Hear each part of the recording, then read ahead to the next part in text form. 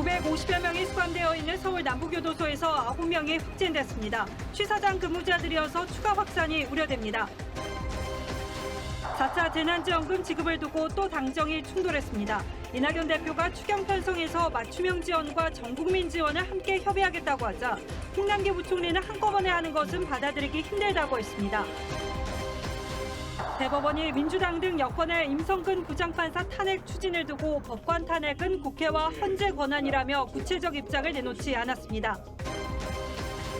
중학생 축구단을 태운 전세버스가 중앙선을 넘는 사고를 내 한 명이 사망했습니다. 탈출을 하고 있더라고요. 몇몇 일부가. 국제 은값이 8년 만에 최고치를 기록했습니다. 미국 게임스톱 주식을 놓고 공매도 기간과 전쟁을 이어온 개인 투자자들이 이번엔 은 매수에 나선 것으로 파악됐습니다. 북한이 최근 2년 동안 탄도미사일을 운용하는 미사일 여단을 4개 증편하고 특수작전군을 독립분류하는 등 역량을 강화한 것으로 나타났습니다. 조두순 부부가 기초연금을 포함해 매월 120만 원가량의 각종 복지급여를 지난 1월부터 수령받은 것으로 나타났습니다.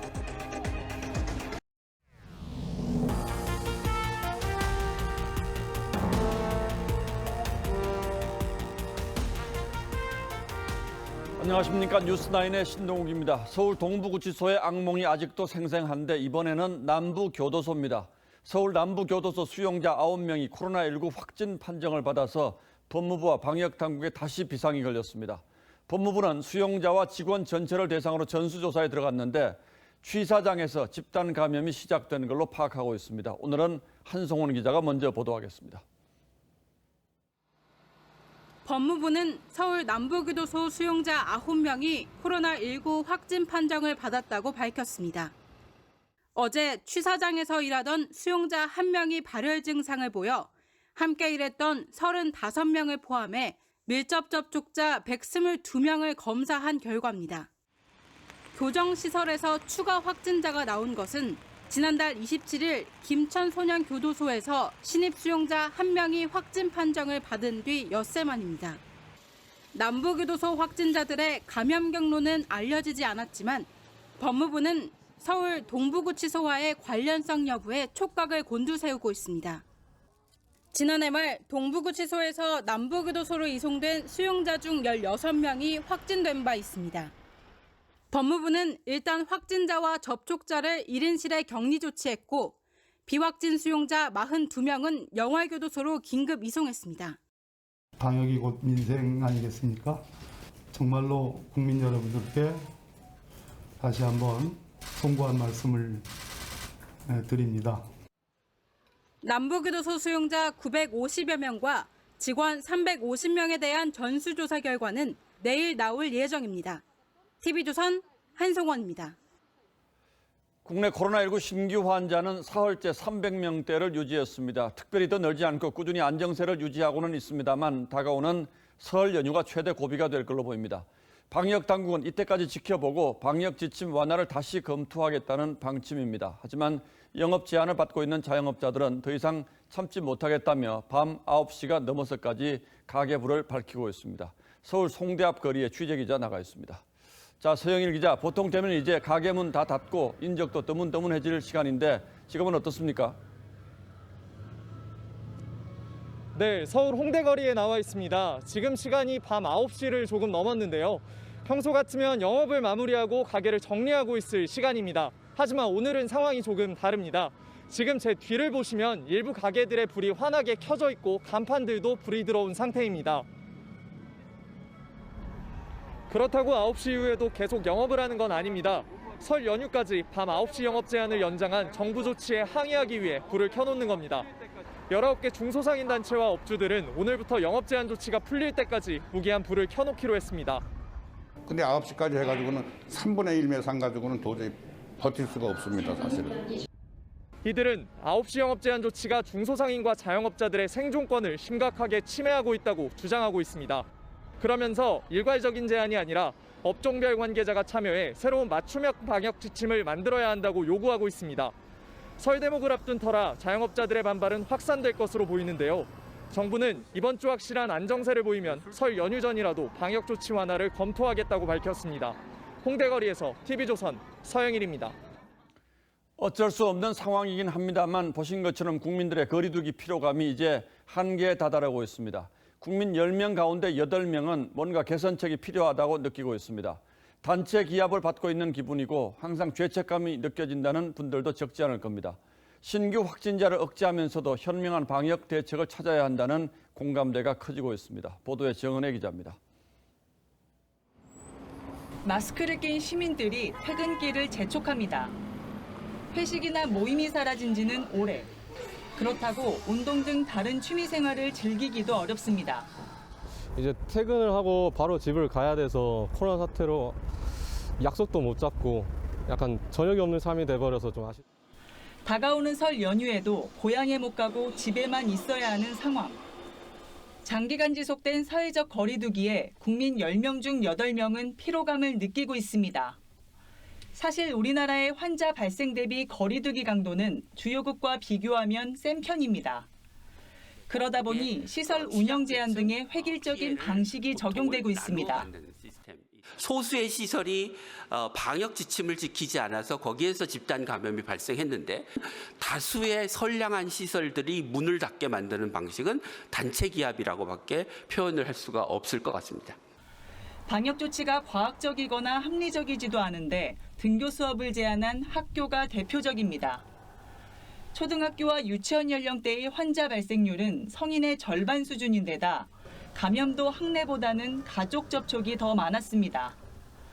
방역당국은 규제와 감시보다는 자율적 참여를 높일 수 있는 새 거리두기 지침을 사회적 합의를 통해 마련할 계획입니다. TV조선 정은혜입니다. 코로나 전담병원 지정을 두고도 잡음이 끊이지 않습니다. 서울시가 아무 지원 약속도 없이 강남의 한 요양병원을 전담병원으로 지정하자 기존 환자와 보호자 수백 명이 퇴원을 거부하며 반발하고 있습니다. 황병준 기자가 취재했습니다. 서울 강남의 구립요양병원. 260여 명의 고령 환자들이 입원해 있습니다.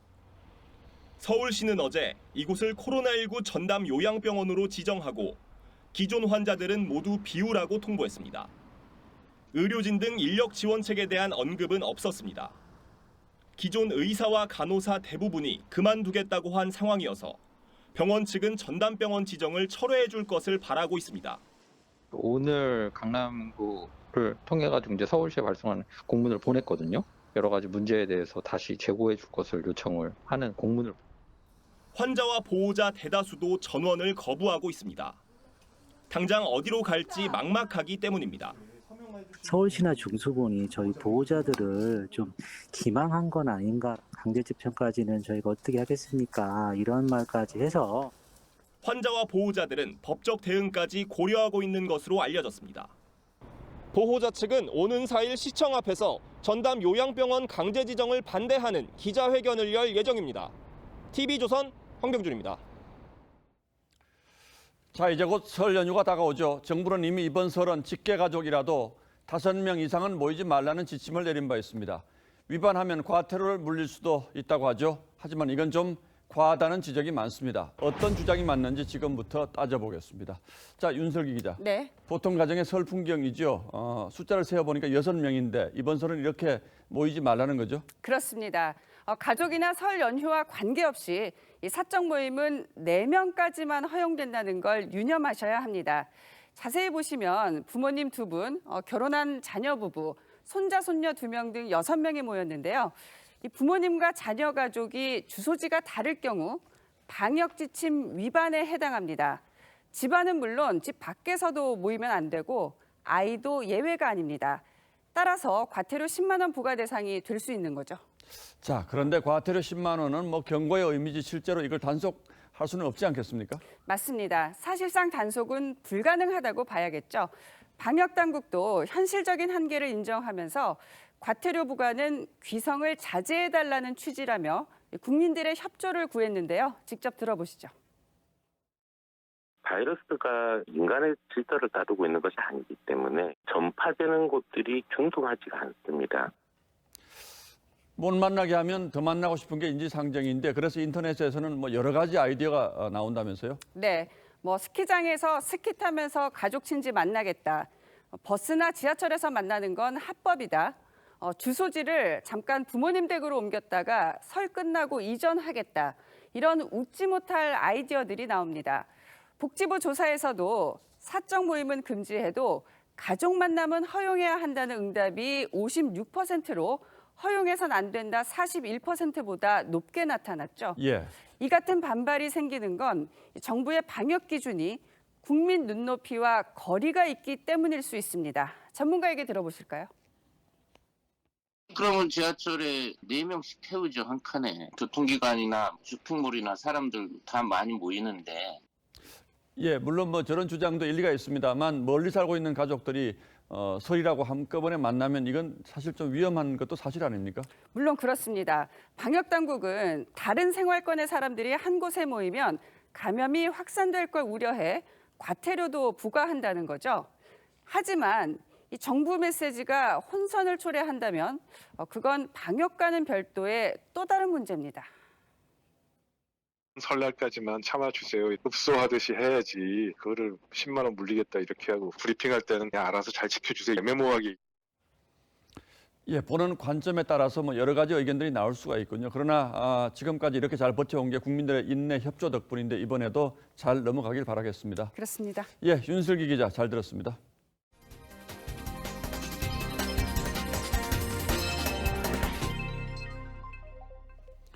다음 뉴스입니다. 이낙연 민주당 대표가 국회 교섭단체 연설에서 4차 재난지원금과 관련해서 전 국민 지원과 맞춤형 지원을 병행하겠다고 밝혔습니다. 모든 국민에게 재난지원금을 주고 특별히 피해를 많이 본 사람들에게는 추가로 지원을 하겠다는 뜻입니다. 그러자 홍남기 부총리가 또 반대 입장을 밝혔습니다. 더 이상 기재부를 폄하하지 말라고도 했습니다. 반발했다가 물러서기를 반복해온 홍 부총리가 이번에는 얼마나 버틸 수 있을런지요. 어쨌든 이번에는 또 돈이 얼마나 필요한 일인지 최원희 기자가 살펴봤습니다. 민주당 이낙연 대표가 4차 재난지원금 추진을 공식화했습니다. 추경 편성에서는 맞춤형 지원과 전국민 지원을 함께 정부와 협의하겠습니다. 자영업자 등에 대한 선별 지원과 함께 전국민 지원금도 주겠다는 겁니다. 당 안팎에선 지급 시기는 이르면 4월 보궐선거 전, 지원금 규모는 최대 30조 원에 이를 것으로 예측하고 있습니다. 이 대표는 아동수당 지급 대상을 현재의 만 7세에서 만 18세까지로 늘리는 신복지제도 구상도 내놨습니다. 이럴 경우 아동수당 예산은 2조 2천억 원인 올해 예산의 4배 규모로 불어납니다. 이 대표의 4차 재난지원금 제안에 홍남기 부총리는 반나절도 안 돼 전국민 보편 지원과 선별 지원을 한꺼번에 모두 하겠다는 것은 정부로서는 받아들이기 어렵다고 반대했습니다. 또 단순히 곳간지기 역할만 한다고 기재부를 폄하하는 것도 적절하지 않다고 했습니다. 손실보상 법제와 재난기본소득 등을 두고 정세균 총리와 이재명 지사가 기재부를 질타한 것에 대한 반박으로 풀이됩니다.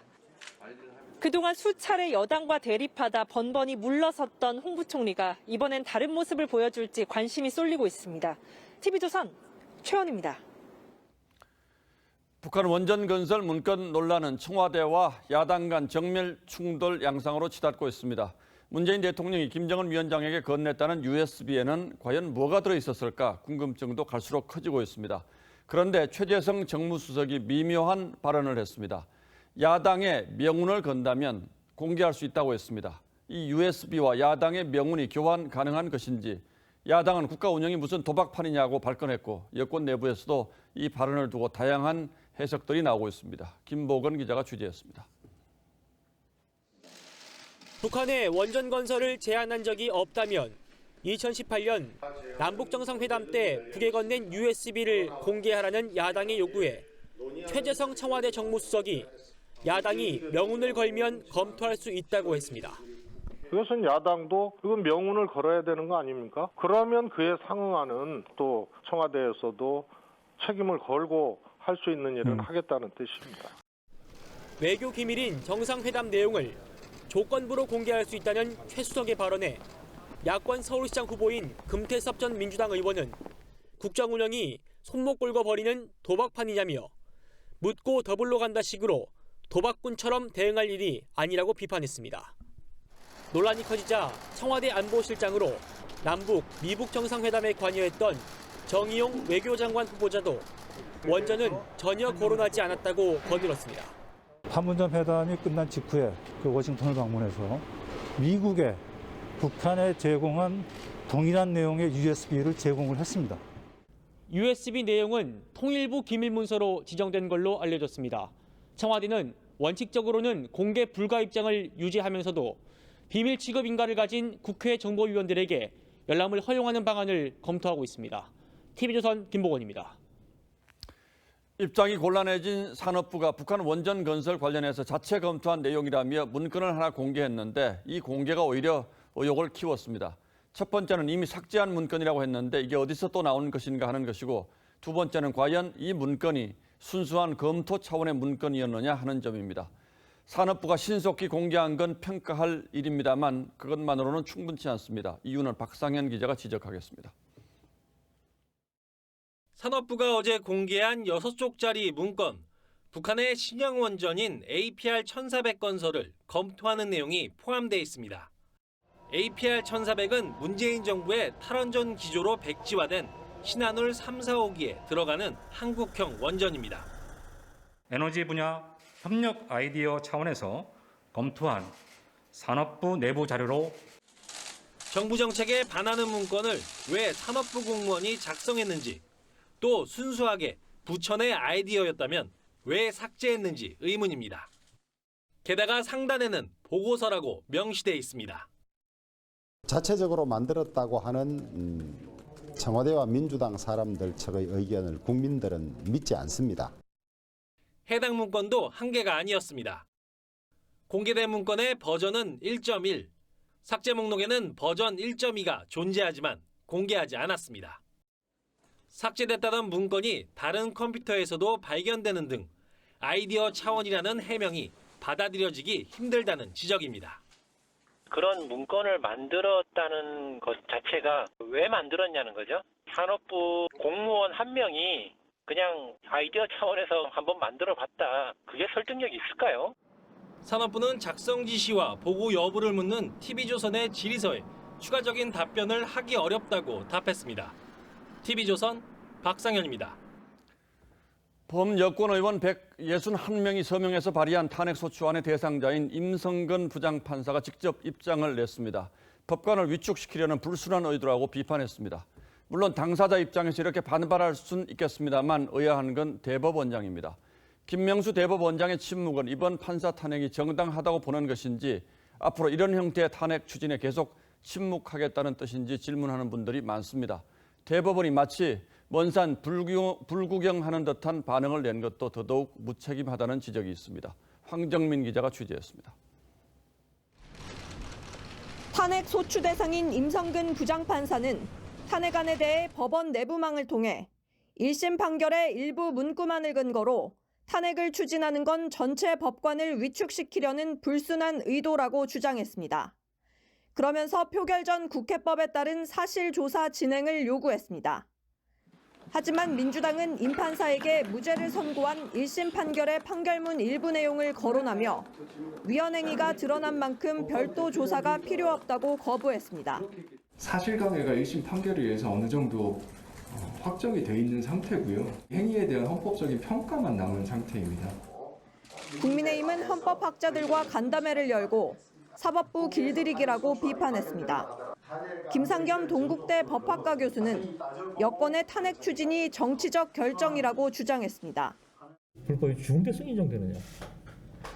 그렇게 보기는 어렵거든요.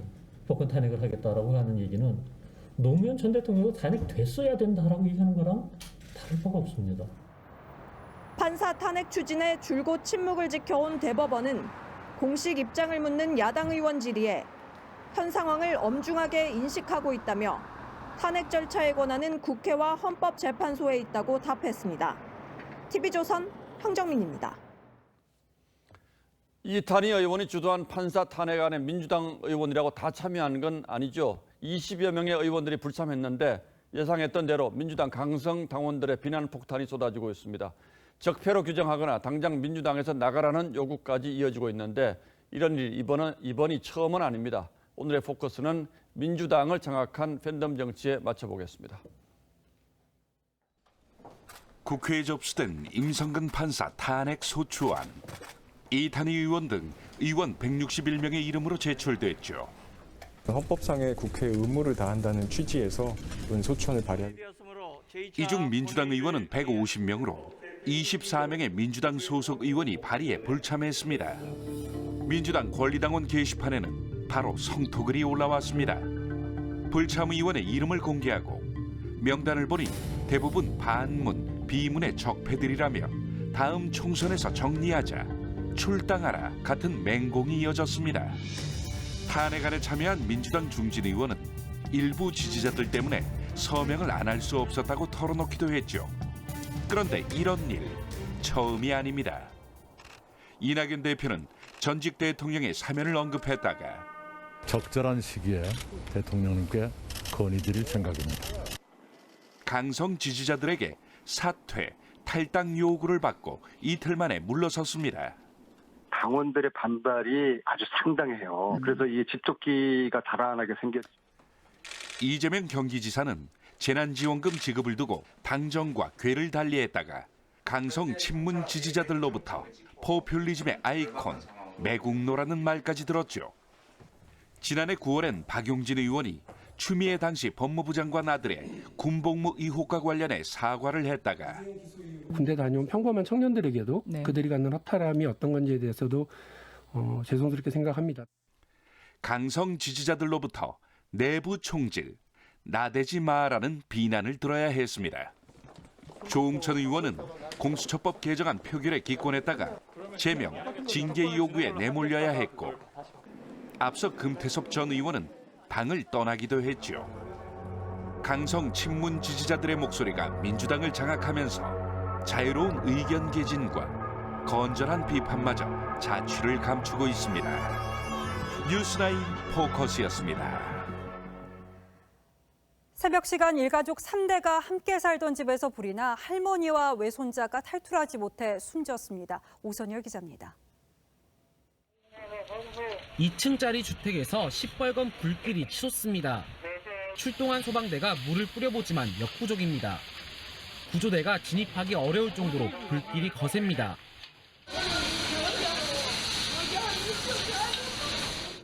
오늘 새벽 5시 9분쯤 광주 남구의 한 주택에서 불이 났습니다. 신고를 받은 소방대가 5분 만에 도착했지만 불은 이미 2층까지 번진 상태였습니다. 실내에 계단이 있나 봐. 우리 안에 실내로 불이 나서 계단 통로로 올라간 불이 이미 치솟는데 산으로 탔구만.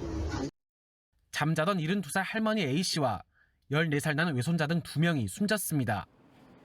A씨의 남편과 딸, 또 다른 외손자 등 3명은 가까스로 탈출해 병원에서 치료를 받고 있습니다. 이른 새벽에 불이 나면서 미처 손을 쓰지도 못한 채 일가족이 화를 당하고 말았습니다. 진짜 팬티바람만 나오셨어. 맨발로 다. 그 할아버지랑 딸이 아내가 그 어머니 저기 엄마 계시는다고 애기하고 둘이 찾았어요. 근데 뭐 구할 수가 없지. 경찰과 소방당국은 정확한 화재 원인을 찾기 위해 내일 합동 강식을 할 예정입니다. TV조선 오선열입니다. 이 겨울철 LP가스 사용하실 때 조심하셔야겠습니다. 경남 창원과 의령에서 가정용 LP가스가 폭발했는데 주택 지붕이 주저앉을 정도였습니다. 이성진 기자입니다. 마치 폭격을 맞은 듯 주택이 폭삭 주저앉았습니다. 집안도 형체를 알아보기 어려울 정도로 무너졌습니다. 집이 내려앉는 줄 알았어. 그래갖고 나는 앉았다가 세수하려고 앉았다가 내 혼자만 뛰어나버렸어. 어제 저녁 7시 15분쯤 경남 창원의 한 1층 주택에서 LP 가스가 폭발했습니다. 가스 폭발이 화재로 이어지지는 않았지만 81살 A씨와 아내가 중상을 입었습니다. 폭발의 여파로 이웃집 4채가 부서지고 주민 5명도 가볍게 다쳤습니다. 경찰은 가스 온수기 교체 작업을 한 것이 폭발과 연관성이 있는지 등 정확한 경위를 조사하고 있습니다. 오늘 아침 8시 반쯤에는 경남 의령군의 한 주택에서도 LP가스가 폭발해 80대 부부가 중화상을 입었습니다. 두 곳의 폭발 사고는 모두 가스레인지를 켜는 순간 일어났습니다. 전문가들은 환기를 자주 하지 않는 겨울철에 LP가스 폭발 사고가 많다며 주의를 당부했습니다. TV조선 이성진입니다. 도심에서 한 자가용 운전자가 택시와 추돌하고 상점으로 돌진한 뒤에 겨우 멈춰섰는데 술을 얼마나 마시고 운전대를 잡은 건지 경찰에 붙잡히고도 횡설수설하는 모습이었습니다. 송민성 기자가 취재했습니다. 달리는 택시 옆으로 검은색 승용차가 따라붙더니 차를 들이받고 옆면을 긁으며 지나갑니다. 추돌 순간 강한 충격에 택시기사는 몸이 앞으로 기울었고 차체에선 불꽃이 튀었습니다. 튕겨져 나간 검은색 차량은 중심을 잃고 인도 쪽 상점을 덮칩니다. 어젯밤 10시 40분쯤 서울 성북구 한성대 입구역 인근에서 만취 상태로 운전하던 60대 A씨가 택시와 인근 상점을 들이받는 모습입니다. 옆자가 지금 받고 그렇게 쳐다보니까 술 많이 먹고. A씨가 운전한 차량은 이곳 상점을 다시 한번 들이받은 뒤에야 멈춰섰습니다. 차량 앞부분은 완전히 부서졌고 상점은 아수라장이 됐습니다. 난감하죠. 아주 황당합니다. 10시까지 이런 적이 없었거든요. 경찰 조사 결과 A씨는 사고 지점에서 300여 미터 떨어진 곳에서도 신호대기 중인 다른 택시를 들이받고 5분 동안 도주하다 또다시 사고를 낸 것으로 드러났습니다. A씨의 혈중 알코올 농도는 면허 취소 수치를 넘겼습니다. 어떻게 알고 왔어? 그런 기분이 아니에요. 경찰은 만취 상태였던 A씨를 귀가시키고 음주운전 혐의로 입건했습니다. TV조선 송미선입니다. 전지훈련 중인 중학교 축구 선수들이 탄 버스가 가로수를 들이받아서 학생 1명이 숨지고 30명이 중경상했습니다. 이민재 기자입니다. 대형 버스가 도로 옆 산비탈에 걸쳐 있습니다. 나무를 들이받은 버스 앞부분이 엿가락처럼 휘었고 유리창도 완전히 깨졌습니다. 버스에서 탈출한 학생들이 도로에 줄지어 앉아 있습니다. 저희가 갔을 때는 밖에 나와 있습니다. 탈출을 하고 있더라고요. 몇몇 일부가. 오늘 낮 12시 40분쯤 경남 산청군의 한 지방도에서 45인승 버스가 도로 옆 나무를 들이받았습니다. 버스에는 전지훈련을 온 남양주의 중학생 축구 선수 28명과 감독, 코치, 운전기사 등 31명이 타고 있었습니다. 이 사고로 중학생 1명이 숨지고 선수와 운전기사 등 3명이 크게 다쳤습니다. 경찰 조사 결과 일부 탑승자는 안전띠를 매지 않았습니다. 착용하지 않은 학생들도 있고 그렇습니다. 음주나 졸음은 해당 사항이 없는 걸 확인됐습니다. 경찰은 급경사에 내리막 도로를 달리다 운전기사의 부주의로 사고가 난 것으로 보고 있습니다. 산청구는 지역 내 모든 전지훈련 일정을 잠정 중단하기로 했습니다. TV조선 이민재입니다. 조두순 부부가 기초연금을 포함해서 매월 120만 원가량의 각종 복지급여를 지난 1월부터 수령받고 있는 것으로 전해졌습니다. 나이나 경제 상황을 따져서 지급되는 것이기는 합니다만 조두순 지원금 지급에 반대하는 청원글이 올라서 동의를 얻고 있습니다. 윤서아 기자입니다. 조두순은 지난해 12월 12일 만기 출소했습니다. 조두순 사랑! 국민에게 사죄할 말 없나요? 닷새 만인 12월 17일 조두순은 아내와 함께 주거지 관할구청을 찾아 만 65세 이상에게 지급되는 기초연금과 기초생활보장 수급자 심사를 신청했습니다. 안산시 측은 자격 심사를 거쳐 지난달부터 조두순 부부에게 기초연금 등 월 120만 원씩 지급하기 시작했습니다. 올해 68세인 조두순은 만성 질환을 앓는 아내와 함께 살며 취업에 어려움을 겪고 있고 무주택자라서 지급 대상에 포함됐습니다. 연령이라든지 건강 상태라든지 재산 소득 기준이라든지 이런 것 기준에 적합하시기 때문에 나간 거예요. 반응은 크게 엇갈렸습니다. 급여를 줘서 최저한의 생계를 보장하게끔 하면 다른 범죄를 일으키지 않지 않을까. 그래서 왜 국민세금을 갖다가 주주했는지. 청와대 게시판엔 조두순 부부에 대한 복지급여 지급을 반대하는 국민청원까지 등장했습니다. TV조선 윤서아입니다. 수도권에는 재개발이 추진되는 곳이 많죠. 이곳에서 이 전월세 보증금 갈등이 일면 아주 난감한 상황으로 번지기도 합니다. 세입자가 집주인과 재개발 조합 사이에 끼어서 이러지도 저러지도 못하는 상황이 벌어지는 건데요. 왜 이런 일이 벌어지는지 지선호 기자가 취재했습니다. 연희동 재개발 지역 다세대 주택에 새들어 살고 있는 30대 A씨는 얼마 전 재개발 조합으로부터 소송을 당했습니다. 빨리 집을 비우고 나가지 않으면 사업 지연에 따른 손해를 물어내게 한다는 겁니다. 하지만 A씨는 집주인에게 보증금 5천만 원을 받지 못해 나갈 수 없는 상황.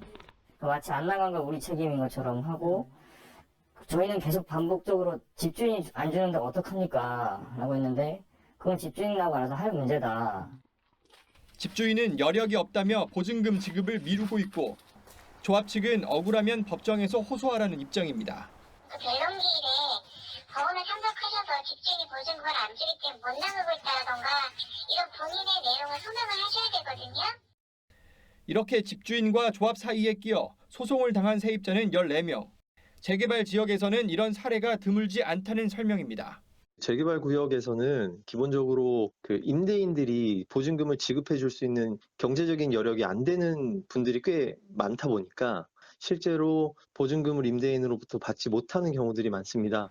세입자가 조합을 상대로 우선 보증금을 달라고 소송을 제기할 수 있지만 이 경우도 1년 이상 시간이 걸릴 수 있어 세입자를 위한 제도 보완이 필요하다는 지적입니다. TV조선 지선호입니다. 계속해서 부동산 관련 뉴스 하나 더 이어갑니다. 이 정부가 세입자를 보호한다면서 임대차법을 시행한 지 반년이 지났습니다. 그런데 전세 매물 급감에 수도권 전세값 평균이 4억 원을 넘어섰습니다. 특히 눈여겨보셔야 할 부분은 전세값 상승 속도입니다. 이뮤진 기자가 전하겠습니다.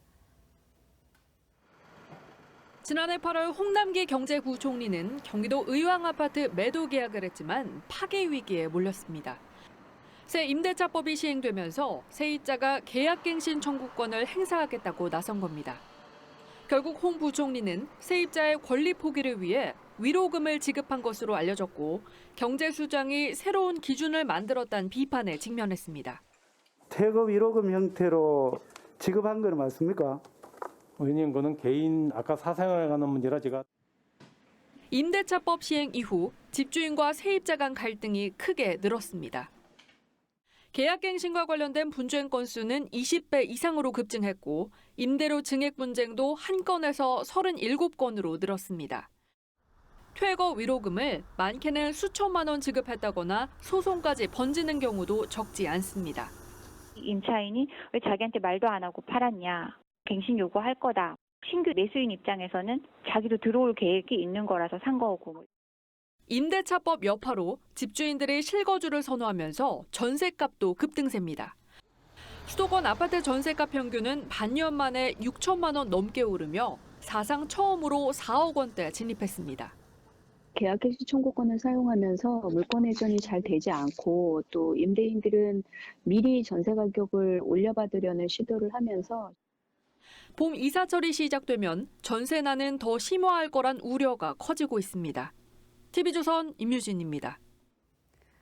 국제 은값이 8년 만에 최고치를 기록했습니다. 이 기록을 만든 건 다름 아닌 미국 게임스톱 주식을 놓고서 공매도 기관과 전쟁을 해온 미국 개인 투자자들입니다. 공매도 세력을 꺾겠다는 미국 개미의 매수전이 어디까지 번질지 이태영 기자가 보도하겠습니다. 미국 온라인 커뮤니티 레딧입니다. 개인 투자자들이 은계와 은화 사진을 올리며 구입을 인증합니다. 공매도 세력의 다음 목표물이 은이라는 주장이 제기되자 개인 투자자들이 은을 사들인 겁니다. Forum who were calling to buy silver as a way to punish banks that they thought were artificially keeping prices low.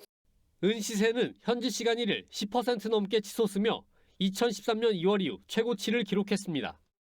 하지만 은 시장은 게임스톱 시가총액의 1000배가 넘어 개인 투자자들이 쉽게 움직이기는 어렵다는 분석도 나옵니다. 국내에서도 공매도 거래가 많은 두산 인프라코어 주주들이 구주 단위로 주식을 사는 움직임을 보이고 있습니다. 하지만 역시 공매도 잔고가 높은 셀트리온과 HLB는 어제 10% 넘게 급등했지만 오늘은 하락했습니다. 주가가 하루 이틀 정도 등락하겠다는 움직일 수는 있는데 그거를 갖고는 결정할 요인은 좀 아닌 것 같은데요. 전선을 확대하고 있는 개미들의 반란은 이제 미국 안팎 금융계의 큰 관심사로 떠오른 상황. 할리우드는 헤지 펀드에 맞선 개인 투자자 이야기의 영화화를 위해 시나리오 작업에 착수했습니다. TV조선 이태영입니다. 다음 뉴스입니다. 국방부가 2년마다 발간하는 새로운 국방백서를 공개했습니다. 이걸 보면 북한이 지난 2년간 미사일 여단과 기계화 사단, 특수작전군 등 남쪽을 겨냥한 전력을 크게 강화했다는 사실을 잘 알 수 있습니다. 그렇다면 우리 군도 이런 움직임에 제대로 대응을 하고 있는지 국방부를 취재하는 윤동빈 기자가 분석하겠습니다. 북한이 올해 초 8차 당대회 기념 열병식에서 공개한 전술 지대지 미사일과 KN-23. 대남용 전술핵을 탑재하는 걸로 알려진 이 미사일은 전략군 예하의 미사일 여단이 운용합니다. 국방부가 오늘 발간한 2020 국방백서는 북한 미사일 여단이 9개였던 2년 전보다 4개 더 늘어난 13개라고 밝혔습니다. 북한 기계화 보병사단도 4개에서 6개로 늘었고 이들 부대에 배치된 최신 중무장 장갑차도 100여 대 늘어난 걸로 파악됐습니다. 청와대 모형을 놓고 타격 훈련을 하던 20만 명의 특수작전군도 헬멧에 야간 투시경을 달고 소총에 조준경을 부착하는 등 장비를 최신형으로 교체하는 것으로 나타났습니다. 하지만 우리 군은 2018년 남북 군사합의 이후 한미 연합훈련의 규모를 축소해 운영하고 있습니다. 전반기 연합지휘소훈련은 실병 기동훈련이 아니고 컴퓨터 시뮬레이션을 활용한 방어적이고 연례적인 연습을 진행하게 될 것입니다. 문재인 정부 들어 시행된 국방개혁 2.0에 따라 부대 해체와 편성 효율화가 진행되면서 61만여 명이던 상비 병력은 약 55만 명으로 줄었습니다.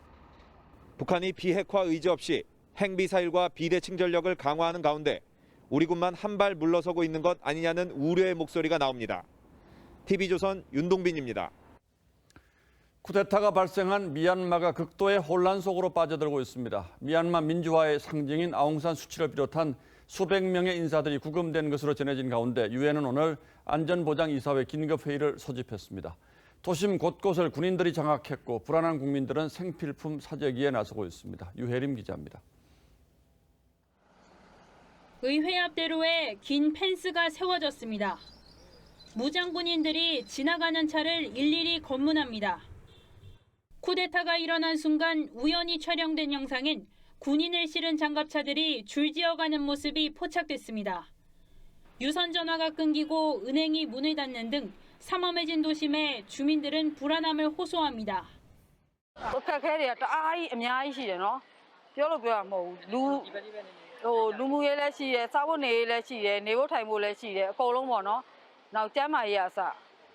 군부는 장차관 24명의 직을 박탈하고 국방부, 외무부 등 11개 부처 장관을 새로 지명했습니다.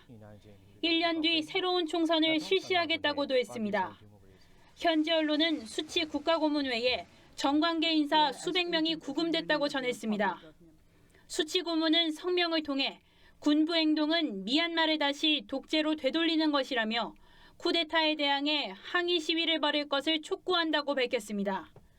태국, 일본에서는 수치 석방 시위가 벌어졌습니다.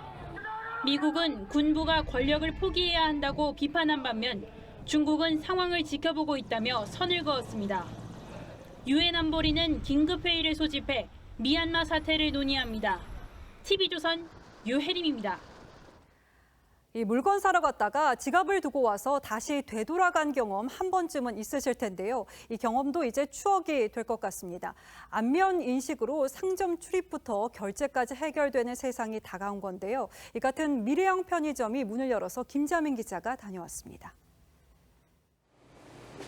편의점 출입구 카메라에 얼굴을 인증하니 문이 열립니다. 상품을 고른 뒤 그대로 매장을 나가자 이용해 주셔서 감사합니다. 다음에 또 오세요. 자동으로 결제됩니다. 편의점 앱에 결제 카드를 등록하고 안면 인증만 한 차례 해두면 출입부터 결제까지 논스톱 쇼핑이 가능합니다. 바코드 찍을 필요도 없이 기다릴 필요도 없이 나오기만 하면 바로 결제가 되니까 굉장히 빠르게 사용할 수 있어서 매장 천장에 있는 30개의 인공지능 카메라가 상품과 고객의 동선을 쫓고 선반에는 무게를 15g까지 감지하는 센서가 설치돼 있어 고객이 어떤 상품을 골랐는지 파악합니다. 로봇이 배달하는 편의점도 시범 운영 중입니다. 앱으로 주문을 하면 상품을 실은 인공지능 로봇이 배달에 나서고 목적지에서 고객에게 문자를 보내 상품 도착을 알립니다.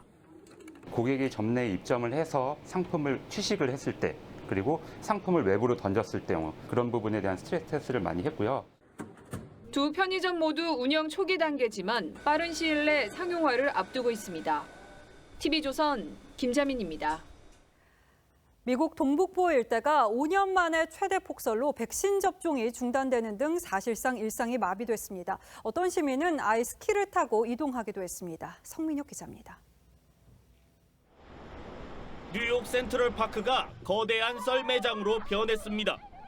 공원 한복판에서 스키를 타는 사람도 눈에 띕니다.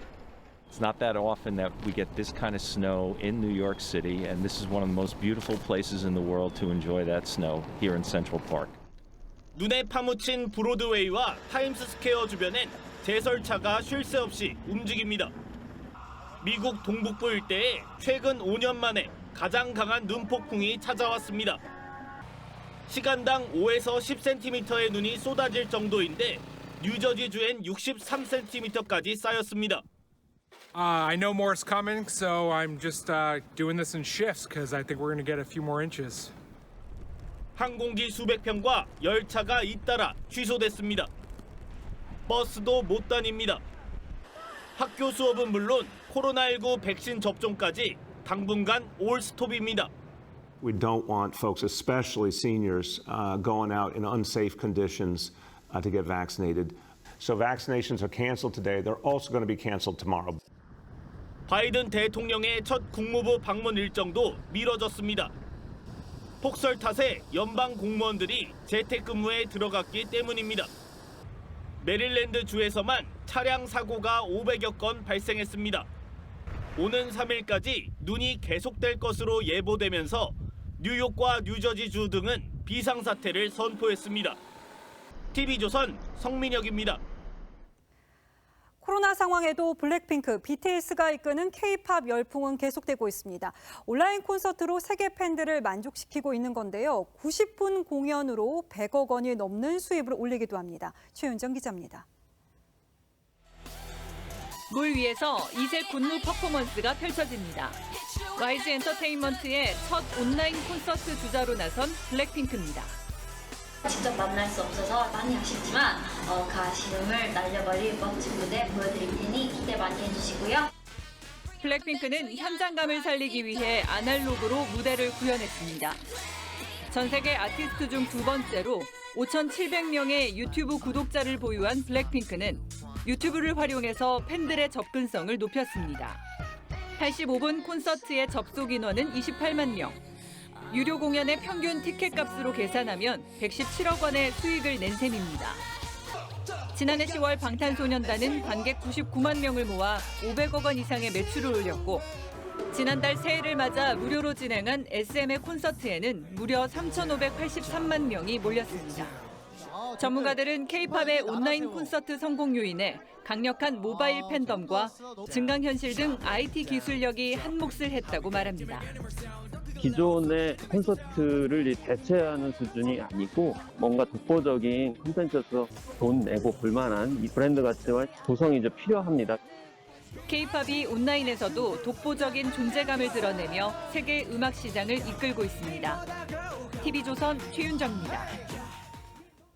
김학범 감독이 이끄는 축구 올림픽 대표팀이 K리그 팀들과의 맞대결에서 4전 전승을 달리고 있습니다. 더할 나위 없는 순항으로 도쿄올림픽에 대한 기대감도 높이고 있습니다. 장동욱 기자입니다. K리그2의 강호 대전과의 맞대결. 전반 3분 만에 올림픽 대표팀의 터줏대감 조영욱이 이동률의 크로스를 선제골로 연결합니다. 이후 역습에 고전했지만 후반 4분 오세훈이 김진규의 날카로운 패스를 받아 추가골을 만들어냅니다. 기세가 오른 김진규, 중거리 슛과 페널티킥으로 멀티골까지 기록합니다. 김대원과 김태환의 쐐기골까지 소나기 골로 6대1 대승을 완성했습니다.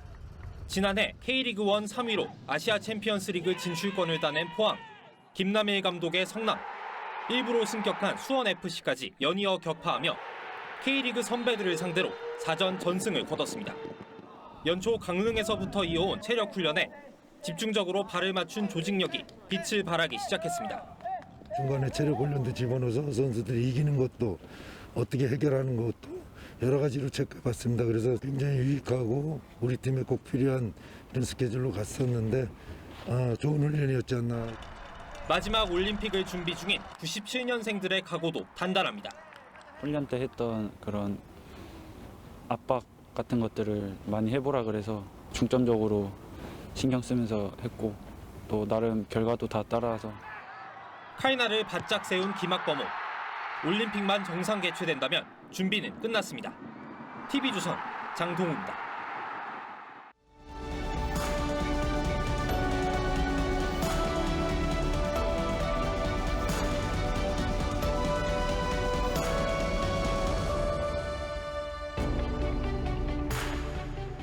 작곡가 존 케이지는 거장 백남준의 멘토였습니다. 그가 1952년 발표해 현대음악의 신화가 된 피아노곡 4분 33초의 공연 장면입니다. 그런데 4분 33초 내내 조용하기만 합니다. 악보는 텅 빈 채 침묵이라고 쓰여 있죠. 케이지는 이 곡을 초연할 때 싸늘했던 객석을 회고했습니다. 관객들은 웃지 않았다. 짜증을 냈을 뿐이라고. 그는 30년이 지나도록 사람들은 화를 낸다고 했습니다. 침묵은 금이라지만 언제나 이렇게 유쾌한 건 아닙니다. 유대 금원집은 어리석은 자가 현인인 척하기란 간단하다. 입을 다물고 있으면 된다고 했습니다. 수필가 피천덕도 침묵은 바보들이 체면을 유지하는 기간이라고 했죠. 어느 시인이 남긴 시입니다. 내 시에 대해서 의아해하는 하는 구시대의 독자들에게 차렷, 열중휘엇, 차렷. 너네들 정말 그따위로밖에 정신 못 차리겠어? 독자를 길들이겠다는 당돌한 선언입니다.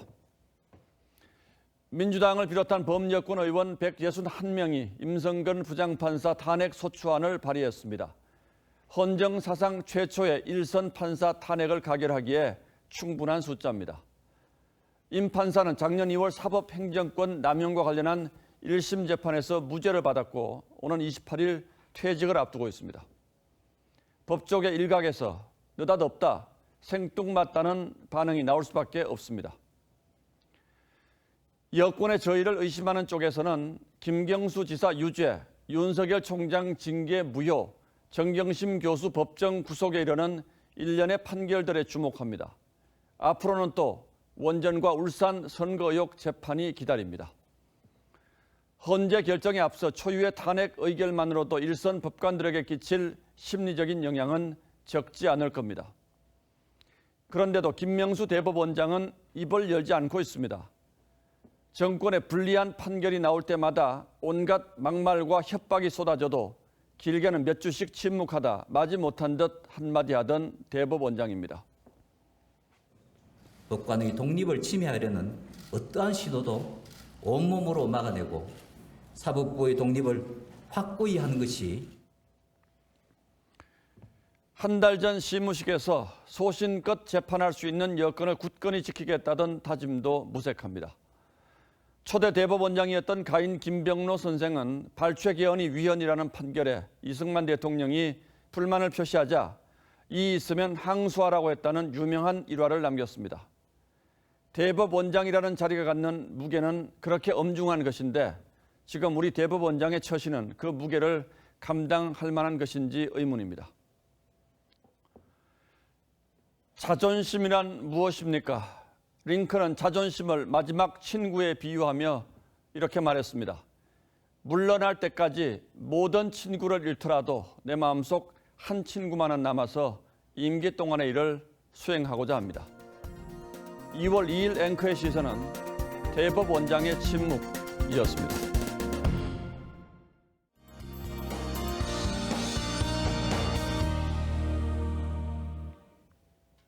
내일은 봄이 시작되는 절기 입춘인데요. 이 절기와는 다르게 눈이 또 한 번 펑펑 쏟아지겠습니다. 중부지방이 비상인데요. 내일 저녁부터 모레 새벽 사이 최고 10에서 15cm가량이 쌓이겠습니다. 내일 퇴근길을 위해서 대중교통 이용하시는 걸 추천드리고요. 남부지방은 눈과 비가 섞여서 내리는 곳이 많겠습니다. 우리나라의 찬 공기와 따뜻하고 습한 남서풍이 만나면서 강한 눈구름대가 만들어지는 건데요. 아직은 찬 공기만 있는 상태이기 때문에 내일 아침까지는 매우 춥겠습니다. 내일 아침 기온 서울이 영하 8도에서 시작하겠고 한낮에는 2도까지 오르면서 영상권을 회복하겠습니다. 이후 주말부터는 포근하고 맑은 날씨를 되찾겠습니다. 날씨였습니다. 예, 조금 전에 막 들어온 짧은 소식 전하면서 뉴스나인 마치겠습니다. 이란 외무부가 정확히 한 달 전에 응유했던 한국 캐미오 한국 선원 5명을 전원 석방하겠다고 발표했다고 로이터 통신이 전했습니다. 이란은 그동안 자금 동결 해제를 선원 석방의 조건으로 내걸어왔는데 그동안 어떤 협상의 진전이 있었는지는 아직 확인되지 않고 있습니다. 뉴스나인은 여기서 마칩니다. 네, 시청해주신 여러분 고맙습니다.